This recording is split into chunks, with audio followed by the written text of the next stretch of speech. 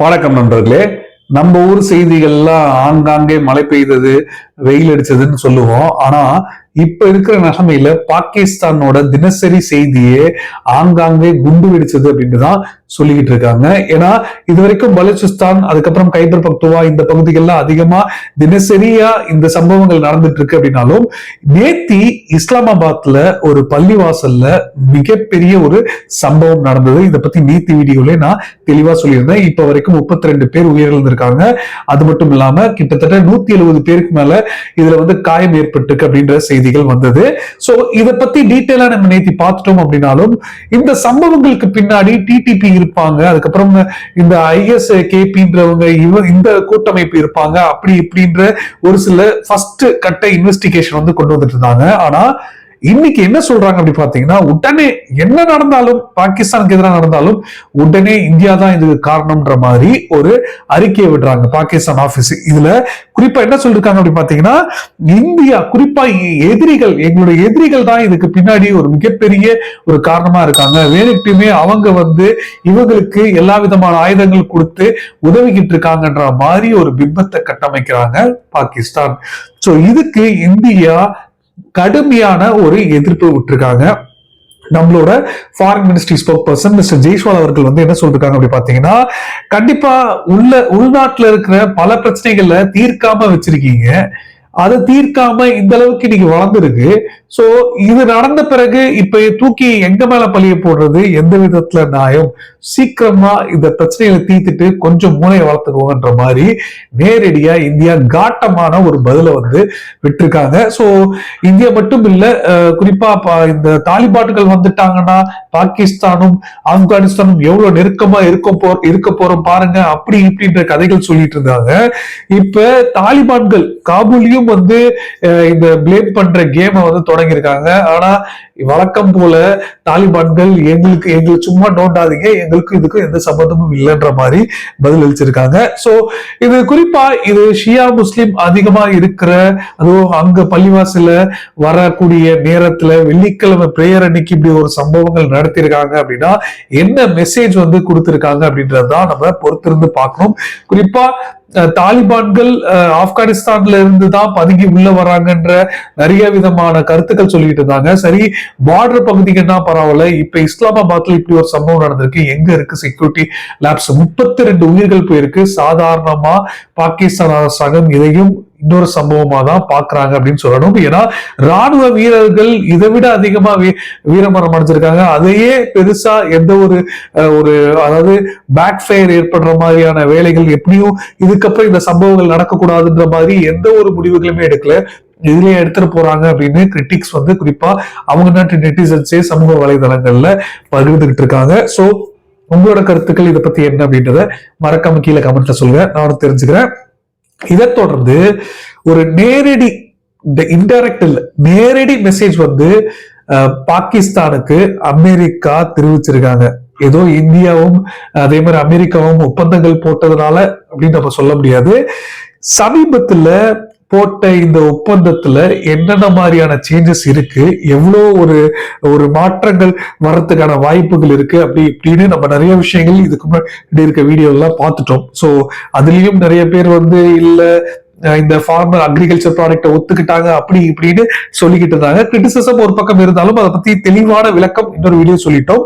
இருந்தாலும் இப்ப சமீபத்துல US states trade representative USTR என்ற ஒரு ஹேண்டில் ஒரு போஸ்ட் போட்டிருக்காங்க. அவங்க மீடியாவுக்கு கொடுத்திருக்க ரிப்போர்ட்டா இருக்கட்டும், அவங்க கொடுத்திருக்க அறிக்கை மொத்தமா பாத்தீங்க அப்படின்னு பாத்தீங்கன்னா, அதுல நேரடியான ஒரு மெசேஜ் பாகிஸ்தானுக்கும் சைனாவுக்கும் இருக்கு அப்படின்றதான் காட்டுது. குறிப்பா எந்தெந்த அக்ரிகல்ச்சர்ல எதெல்லாம் உள்ள வரப்போகுது, எதெல்லாம் வெளியில போகுது, எதெல்லாம் நம்ம கொடுக்க போறோம் இந்தியாவுக்கு அமெரிக்கால இருந்து ஒரு புகைப்படத்தை போட்டிருக்காங்க. அந்த மேப் இருக்கு பாருங்க, முழு மேப்பை போட்டிருக்காங்க. சோ இந்தியாவோட ஃபுல் பொலிட்டிக்கல் மேப் இந்த பாகிஸ்தான் ஆக்கியூபைட் காஷ்மீரையும் அதே மாதிரி சைனா ஆக்கியூபைட் அக்சைச்சினையும் முழுமையா இந்தியாவோட மேப்பா இந்த வரைபடங்கள் போட்டு அதிகாரப்பூர்வமான அமெரிக்காவோட அக்கவுண்ட்ல இருந்து இந்த அறிக்கையை விட்டுருக்காங்க.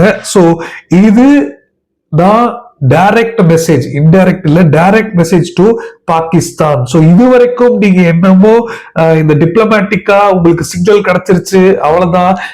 இப்ப வந்து ட்ரம்ப் அவர்கள் நாங்க கொண்டு போய் மினரல்ஸ், ரேர் எர்த் மினரல்ஸை காமிச்சோம், இனி பாகிஸ்தானோட தான் எங்க வர்த்தகம் அப்படி இப்படின்ற விஷயங்கள் சொல்லிட்டு இருந்தாங்க.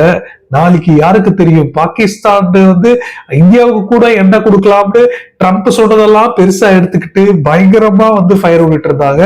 இப்ப நேரடியா இப்ப ஒரு அடி வந்து கொடுத்திருக்காங்க. இந்த ஒப்பந்தங்கள் மட்டும் இல்ல, இந்தியாவோட இந்த ஒப்பந்தங்கள்னால மிகப்பெரிய ஒரு பாதிப்பு பாகிஸ்தானுக்கும் பங்களாதேஷுக்கும் தான் ஏற்படும். வேற வழி இல்லாம சீனா கிட்டையும் மறுபடியும் போய் கெஞ்சக்கூடிய ஒரு நிலைமை தான் இன்னைக்கு ஏற்பட்டிருக்கு. சோ ஷெபாஸ் ஷெரீஃபும் அசீம் முனிரும் என்ன திட்டங்கள் இந்த டிப்ளமேட்டிக்கா போடலாம், இந்தியாவுக்கு எதிராக செயல்படுத்தலாம் நினைச்ச திட்டங்கள் பெருசா கை கொடுக்கல அப்படிதான் சொல்லணும். ஏன்னா ட்ரம்ப் வந்து ஒரு பிசினஸ் மேனு, பாக்குற எல்லா விஷயங்களுமே ஒரு பிசினஸ் கண்ணோட்டத்துல தான் பார்ப்பாரு. அவருக்கு எது சரியா படலையோ அப்ப இந்தியாவுக்கு எதிராக பல ஸ்டேட்மெண்ட் விட்டுருப்பாரு. அப்ப இந்தியா கொஞ்சம் அமைதி காத்துக்கிட்டு இருந்தாங்க. எது கரெக்டா கூடி வந்த பிறகு இதைதான்ப்பா எதிர்பார்த்தன்னு மறுபடியும் கட்டி தழுவிட்டாரு. சோ இது புரிஞ்சுக்காம இப்ப இந்த ஒரு சூழ்நிலைகள்ல ஏதோ இந்தியாவை கைவிட்டுட்டு பாகிஸ்தானோட தான் இனி டைப்ஸ் அப்படின்ற மாதிரி நடந்துட்டு இருந்த பாகிஸ்தான் கனவுல மண்ணள்ளி போட்டிருக்காரு அப்படிதான் சொல்லணும். இந்த மேப் கான்ட்ரவர்சியில பாகிஸ்தானை மட்டும் விட்டு வைக்கல, அக்ஸை சீனையும் கவர் பண்ணனால இப்ப இருக்கிற டெரிட்டோரியல் இந்தியன் டெரிட்டரி காமிச்சனால, அதாவது இந்தியன் பொலிட்டிக்கல் மேப்பை தெளிவா அமெரிக்கா என்டோஸ் பண்ணிருக்காங்க அப்படின்றதுதான் நமக்கு தெரியுது. சோ பைலேட்டரல் டென்ஷன்ஸ் அமெரிக்காவுக்கும் சைனாவுக்கும் ஒரு ட்ரேட் வார் வந்து நடந்துகிட்டு இருக்கு. இந்த சமயத்துல ட்ரேட் டென்ஷன்ஸ் ஒரு பக்கம் இருந்தாலும் பார்டர் ரீதியான டென்ஷன்ஸ் இந்தியாவுக்கும் பீஜிங்க்கும் நடந்துகிட்டு இருக்கு. சோ இதை வந்து கொஞ்சம் பயன்படுத்திக்கணும்னு அமெரிக்கா பாக்குறாங்க. இந்தியாவுக்கு அது நல்லதா அமைஞ்சா நல்லதுதான், பட் இதை பயன்படுத்தி இந்தியாவுக்கு எந்த யூஸும் இல்ல. ட்ரேட்ல வந்து இப்ப போட்டிருக்க டீல்ல வந்து மார்க்கெட் ஆக்சஸ் வந்து ஒட்டுமொத்த அமெரிக்கன் அக்ரிகல்ச்சர் ப்ராடக்ட்டுக்கும் இந்தியா அலோவ் பண்ணிட்டாங்க அப்படி இப்படின்னு சொல்லிட்டு இருந்தாங்க. இன்னைக்கு இந்த போஸ்டை பார்த்தாலே தெளிவா தெரிஞ்சிருக்கும். இதுல வந்து அக்ரிகல்ச்சர் ப்ராடக்ட்ல ட்ரீ நட்ஸ், ஆல்மண்ட்ஸ் எல்லாம் சேர்ந்திருக்கும். ஆல்மண்ட்ஸ், அதுக்கப்புறம் வால்நட் இதெல்லாம் சேரும். இதெல்லாம் ஏற்கனவே நம்ம காலங்காலமா அமெரிக்கா கிட்ட கூடுதல் விலையில தான் இம்போர்ட் பண்ணிக்கிட்டு இருக்கோம். அது கண்ட்ரோல் மெஷராகவும் இம்ப்ரூவ் பண்ணிட்டு இருக்கோம். இங்க ஆல்மண்ட்ஸ் கிடையாது, கலிபோர்னியா ஆல்மண்ட்ஸ் தான் இங்க வந்து விளம்பரமே படுத்துறாங்க. சோ அப்படி இருக்கும்போது இப்ப வந்து இந்த ரெட் சோயா, சோளம்லாம் வந்து வாங்குறாங்கன்ற விஷயங்கள் போட்டிருக்காங்க. பட் எதையெல்லாம் இந்தியாவுக்கு இந்தியா வாங்கக்கூடிய ஒரு இடத்துல இருக்கிற விஷயங்களை மட்டும்தான் அதிகரிக்கிறாங்க அப்படின்றது தெளிவா இவங்களோட போஸ்ட்லயே வந்து நமக்கு தெரிஞ்சிருக்கு. இது மட்டும் இல்ல, ப்ராசஸ்டு ஃப்ரூட்ஸ் வந்து கொடுக்குறாங்க அப்படின்ற விஷயங்களும் சொல்லப்பட்டிருக்கு. எனக்கு தெரிஞ்சு ட்ரை ஐட்டம்ஸ் எல்லாமே அதுல வரும் அப்படின்றதா நமக்கு தெரியுது. சோ இது மட்டும் இல்லாம இந்தியா வந்து டெக்னாலஜி பர்ச்சேஸ், எனர்ஜி பர்ச்சேஸ் இவ்வளவு அமௌண்ட்டுக்கு நாங்க வாங்க போறோம், ஏன்னா இந்தியாவோட தேவை இது இருக்கு, இந்த ரேட்டுக்கு இது எங்களுக்கு வந்துச்சுன்னா நாங்க இதை வாங்குறதுக்கு உறுதியா இருக்கோம் அப்படின்னு சொல்லியிருக்கிறனால இன்னைக்கு அமெரிக்கா இறங்கி வந்திருக்காங்கன்னு சொல்லப்படுது. ஆனா இந்த சீக்ரெட் டீல் என்னாச்சுப்பா, பங்களாதேஷோட சீக்ரெட்டா போடுற இந்த டீல் மூலமா ஏதாவது பாதிப்பு இருக்கா அப்படின்னு சில பேர் கேட்பீங்க. இந்த டீல் பத்தின ஒரு சில தகவல்கள் இன்னும் ஒரு சில தினங்கள்ல வரலாம். சோ வந்த பிறகுதான் தெரியும் இது உண்மையாலே இன்ட்ரீம் அரசாங்கம் அமெரிக்காவோட போட முடியுமா. அப்படியே போட்டாலும் 1% இந்தியன் டெக்ஸ்டைல் இண்டஸ்ட்ரிக்கு ஒன்றும் பெரிய காம்படிஷன் கொடுத்துட போறது இல்லை. இந்தியா கொஞ்சம் கம்மி பண்ணி கொடுக்க முடியும்னா கொடுத்துருவாங்க. ஆனா இப்போதைக்கு மார்க்கெட் ஆக்சஸ பொறுத்தளவு தெளிவா ஒரு ஸ்ட்ராட்டஜி இம்பார்ட்டன்ஸ் வந்து இந்தியாவுக்கு இருக்கு அப்படின்றது தெளிவா தெரியுது. சோ பொறுத்து வந்து பார்ப்போம் இது எந்த அளவுக்கு பலன் கிடைக்குது. இப்ப யுஏஇ இந்தியா போட்டுக்கிட்டாங்க, இரண்டு தரப்புலுமே மியூச்சுவல் பெனிஃபிட் கிடைக்குதுன்னு சொல்றாங்க. சோ கோல்ட பொறுத்தளவு நிறைய கம்மி பிரைஸ்ல, அதுவும் செய்கூலி வந்து கம்மியா அங்கிருந்து எடுத்துட்டு வர முடியுது அப்படின்னு சொல்றாங்க. சோ இது எல்லாமே ஒரு அட்வான்டேஜான ஒரு பொசிஷன் தான். சோ பொறுத்து வந்து பார்ப்போம். அடுத்ததா இன்னொரு முக்கியமான விஷயங்கள் சொல்லணும். நான் ஏற்கனவே இன்னொரு வீடியோல ஒரு ஹிண்ட் கொடுத்திருந்தேன், பிரதமர் மோடி அவர்கள் 2 தினங்கள் கழிச்சு மலேசியா போக போறார் அப்படின்னு. சோ அதே மாதிரி இப்ப நம்ம பேசிட்டு இருக்கோம், மலேசியால இறங்கிட்டாரு. இறங்குறது மட்டும் இல்லாம புரோட்டோகால் பிரேக் பண்ணிட்டு மலேசியாவோட பிரைம் மினிஸ்டர் நேரடியா ஏர்போர்ட்டுக்கு வந்து பிரதமர் மோடி அவர்களை ரிசீவ் பண்ணியிருக்காரு.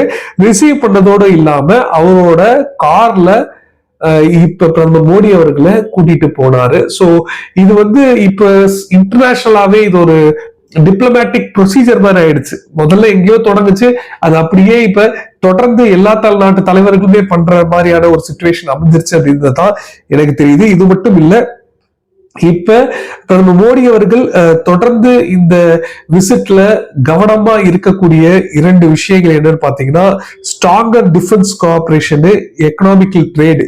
சோ இது 2 தான் மலேசியா தரப்புலையும் எதிர்பார்த்துக்கிட்டு இருக்காங்கன்னு சொல்லப்படுது. சோ இதன் அடிப்படையில அன்வர் இப்ராஹிம் என்ன சொல்லியிருக்காரு அப்படின்னு பாத்தீங்கன்னா, நாங்க எங்களோட காம்ப்ரஹென்சிவ் ஸ்ட்ராட்டஜிக் பார்ட்னர்ஷிப்பை நாங்க ஸ்ட்ரென்த் பண்றதுக்கான வேலைகள்ல செய்வோம் அப்படின்றத சொல்லியிருக்காங்க. இது மட்டும் இல்ல, பிரதமர் மோடி அவர்கள் என்ன சொல்லியிருக்காரு பாத்தீங்கன்னா, நாங்க தெளிவா இந்த டிஃபென்ஸ் அண்ட் செக்யூரிட்டி கோஆபரேஷன்ஸ் அதிகமான ஒரு விஷயங்கள், அதாவது இன்னும் பலப்படுத்துற விஷயங்களை நாங்க மேற்கொள்வோம் சொல்லியிருக்காங்க. இது மட்டும் இல்ல, பொருளாதார ரீதியான ஒரு சில வேலைகளை செய்யறதுக்கான வாய்ப்புகள் இருக்கு. நான் ஏற்கனவே சொன்ன மாதிரி யூபிஐ இந்தியர்கள் அங்கேயும் பயன்படுத்துற மாதிரியான விஷயங்கள், யூபிஐ அங்கேயும் மைக்ரேட் பண்றதுக்கான வேலைகள் பண்றாங்க. ஸோ இந்தியன் டூரிஸ்ட் ஈஸியா எந்த ஒரு விஷயங்களும் இல்லாம பார்டர் கிராஸ் பண்ணி பேமெண்ட்டை ஈஸியா அவங்களே ரிங்கெட்டுக்கு ஏற்ற மாதிரி அவங்க பேங்க்குக்கு டிரான்ஸ்ஃபர் பண்ற மாதிரியான விஷயங்கள் அமையும் அப்படின்னு சொல்லியிருக்காங்க. ஸோ இது கண்டிப்பா வரவேற்கத்தக்க ஒரு விஷயம் தான். கண்டிப்பா இது இன்னும் அவங்களுக்கு அவங்க டூரிசம் பூஸ்ட் பண்றதுக்கான வாய்ப்புகள் கொடுக்கும். ஸோ ரிங்கெட்ஸை போய் மாத்தி அங்க கூட்டம் நிக்குது, வேண்டாம் இருக்கிறத செலவு பண்ணிட்டு கிளம்பலாம் அப்படின்ற ஒரு எண்ணம் வந்துடக்கூடாதுன்னு மலேசியா இதை வேக வேகமாகவும் நடத்தலாம். ஸோ நமக்கு இதுல வரவு வருது அப்படின்னு.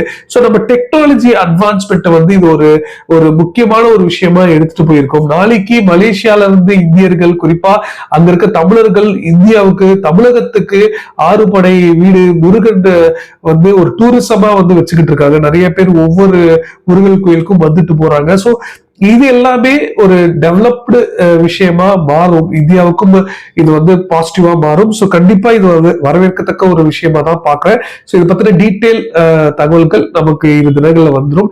முழுசா இருதரப்புல ஒப்பந்தங்கள் ஏதாவது போட்டாங்கன்னா தெரிய வந்துடும். சோ சேனலோட இணைஞ்சிருங்க. இதோட நம்ம இந்த வீடியோ நிறைவு செஞ்சுப்போம். கடைசி வரைக்கும் பார்த்தமைக்கு நன்றி. ஜெய்ஹிந்த். பாய்.